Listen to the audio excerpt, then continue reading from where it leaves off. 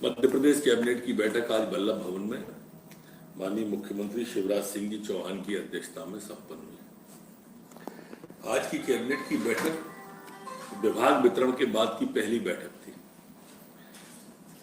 और हमारी मान्यता है कि यह मील का पत्थर साबित हुई गरीब के लिए, किसान के लिए, नौजवान के लिए।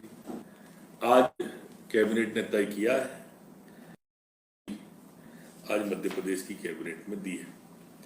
ये ऐसा कदम है जो गरीब के कल्याण में मील का पत्थर साबित होगा। कोई भी साहूकार द्वारा अब ब्याज अपनी मर्जी से वसूला नहीं जा सकता है। राज्य द्वारा जो ब्याज निर्धारित होगा वही लेना पड़ेगा। वो युग आज से समाप्त जो पठानी ब्याज के रूप में जाना जाता था। अब कोई पठानी ब्याज नहीं लगेगा। ये किसान की सरकार, किसान के बेटे शिवराज सिंह की सरकार। इसी तरह से अपंजीकृत साहूकार कोई भी बीच में नहीं जाता है। एनबीएफसी के ऊपर से ये जो है प्रावधान, ये नियम लागू नहीं होगा। अनुसूचित जनजाति का भी एक संशोधन विधेयक आज मध्य प्रदेश की कैबिनेट में आया और मध्य प्रदेश की कैबिनेट ने अनुसूचित जनजाति ऋण मुक्ति विधेयक, जो हमारे जनजाति भाई, जो वनवासी भाई, जो दूर सुदूर ग्रामीण अंचल में रहते हैं और उनको भोले वाले लोगों को जो ब्याज ले लिया जाता था, अब ये पूर्णतः 15 अगस्त 2020 तक ये पूरा का पूरा माफ कर दिया जाएगा। ये विधेयक दोनों ही विधानसभा में लाए जाएंगे और स्थापित किए जाएंगे। महामहिम को भी भेजे जाएंगे।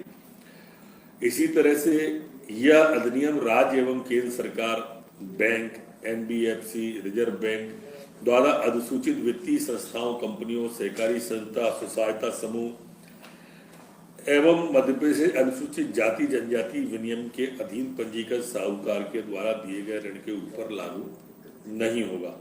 इस अधिनियम के प्रावधान का उल्लंघन करने पर 3 साल की सजा और 1 लाख रुपए का जुर्माना इसके ऊपर रखा गया है। इन अधिनियम के प्रावधान को कलेक्टर को क्रियान्वयन के लिए अधिकृत किया गया है। एक अन्य निर्णय में, महत्वपूर्ण निर्णय में, जो कांग्रेस की कमलनाथ सरकार ने जनता का अधिकार छीना था, एक खरीद फरोख्त के सिस्टम को बढ़ावा देने के लिए, मशीनरी का, शासकी का दुरुपयोग करने के लिए नगर पालिका, नगर पंचायत, नगर निगम में उन्होंने जिस तरह से जो सीधा जनता का अधिकारों से उसे वंचित किया था और इनडायरेक्ट चुनाव कर दिया था, पार्षदों के द्वारा कर दिया था, जिससे वही विकृति जो कांग्रेस के द्वारा पैदा की गई है उसे बढ़ावा मिलता, उस पर लोग लगेगा। और आज कैबिनेट के अंदर ये तय किया गया है कि अब ये चुनाव, जो बदलाव कांग्रेस की सरकार ने पार्षदों के द्वारा चुनाव का किया था, अब वह सीधा जनता के द्वारा ही नगर पालिका में, नगर पंचायत में और नगर पालिकाओं में होगा। नगर सीमा वृद्धि और वार्डों की संख्या में बदलाव और परिसीमन की कार्रवाई की समावधि 2 माह के स्थान पर अब 6 माह किए जाने का भी आज कैबिनेट ने निर्णय लिया है। इसी तरह से मध्य प्रदेश सहकारी संशोधन विधेयक, इसमें भी हमारे जनप्रतिनिधि जो अलग रखे गए थे, दूर रखे गए थे, मैं नहीं कहता कि उपेक्षित रखे गए थे, पर अब विधायक और सांसद भी इसके संशोधन के बाद से, धारा 48 के संशोधन के बाद से अध्यक्ष पद के आज से पात्र हो जाएंगे। ये विधेयक भी विधानसभा में लाया जाएगा। 52 और 53 में जो प्रशासक नियुक्ति का अधिकार था उसमें भी संशोधन प्रभावित किया गया है। और अब इसमें 52 और 53 में रजिस्ट्रार द्वारा नियुक्त उस सोसाइटी के 3 सदस्य, रजिस्ट्रार के प्रतिनिधि और वित्त पोषक संस्थाओं के प्रतिनिधि इसके निम्नानुसार सदस्य बनाए गए हैं। धारा 49 के अनुसार शासन की किसी भी संस्था को अधिकतम 25% तक अंश पूंजी दे सकता है। इस संशोधन के अनुसार राज्य शासन को समय समय पर शासकीय अंश पूंजी की अधिकतम सीमा निर्धारित करने का अधिकार प्राप्त हो गया है।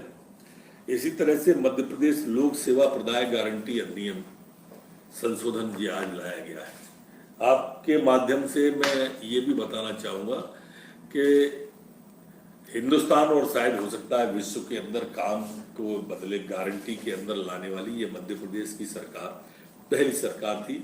और माननीय शिवराज सिंह जी जब मुख्यमंत्री थे तो उनके समय में पहली बार ये लाया गया था, जिसके एवज में हमें पुरस्कार भी मिले।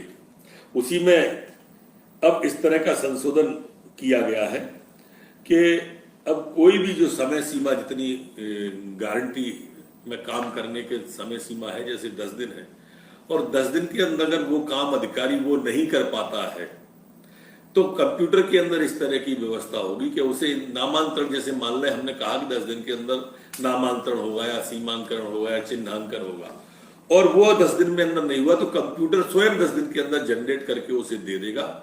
अब अधिकारी की आवश्यकता नहीं पड़ेगी, उनको तो सिर्फ उस 10 दिन का इंतजार करना होगा।